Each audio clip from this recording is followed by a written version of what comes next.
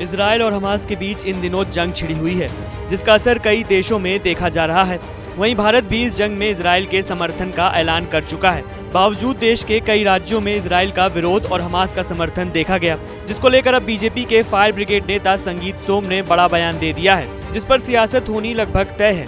दरअसल मेरठ में क्षत्रिय चेतना चिंतन की बैठक बुलाई गई थी, जिसमें मुख्य अतिथि के रूप में संगीत सोम शामिल हुए थे, जहां उन्होंने इजराइल का विरोध करने वालों पर कहा कि एएमयू जैसी संस्थाएं आतंकवाद का अड्डा बनी हुई हैं, यहां ताला डाल देना चाहिए, यहां आतंकवाद का पाठ पढ़ाया जा रहा है।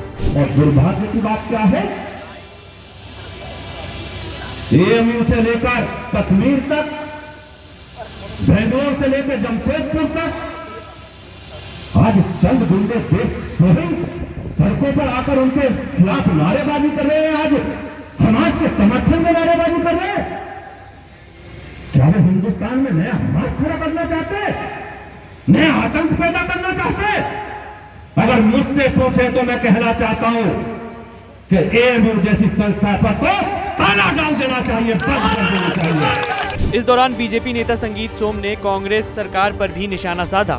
उन्होंने कहा कि कांग्रेस सरकार में आए दिन देश में बम धमाके होते रहते थे, लेकिन समय पर पीएम मोदी आ गए, नहीं तो आज देश में पहले की तरह ही धमाके होते रहते।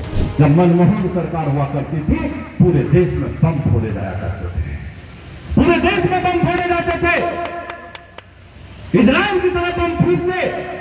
अगर देश के यशस्वी प्रधानमंत्री नरेंद्र मोदी नहीं होते तो आज हिंदुस्तान में भी हमास के लोग यहाँ बम फोड़ रहे होते। इसी के साथ संगीत सोम ने कुछ विशेष जाति के ठेले वालों से सामान न लेने से अपील की। उन्होंने कहा कि ये लोग चंदा देकर हमास जैसा आतंकवादी संगठन खड़ा करने की तैयारी में हैं। इनका हमें बहिष्कार करना चाहिए। मैं आपसे पूछना चाहता हूँ, आपने कभी नोट किया उन ठेली दुकान वालों से करीब 4-5 बजे के आसपास कोई व्यक्ति ठेला लेकर आता है और वो ठेला लेकर आकर उनकी 100 और 50 रुपए की रसीद काटने का काम करता है। आपने देखा होगा 100 50 रुपए की रसीद काटता है, और वो किसकी काटता है? वो इकबाल की काटता है, वो जावेद की काटता है, वो मकबूल की काटता है, वो किसी रामपाल की नहीं काटता है। जो इकबाल नाम का आदमी आता है और पर्ची काट कर चला जाता है, वो रुपया जा कहां रहा है? दोस्तों, मैं एजेंसियों से कहना चाहता हूं, पुलिस से कहना चाहता हूं, इसकी जांच होनी चाहिए। वो रुपया कहां जा रहा है? किसी कोई अकाउंट नहीं है। वो क्या हिंदुस्तान में नया हमास जैसा आतंकवाद खड़ा करने के लिए फंडिंग इकट्ठी हो रही है क्या?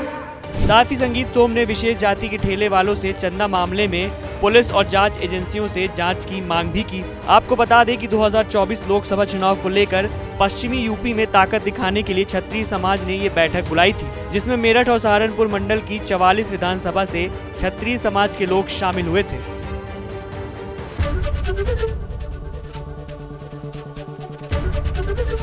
एबीपी गंगा, खबर आपकी, जुबान आपकी।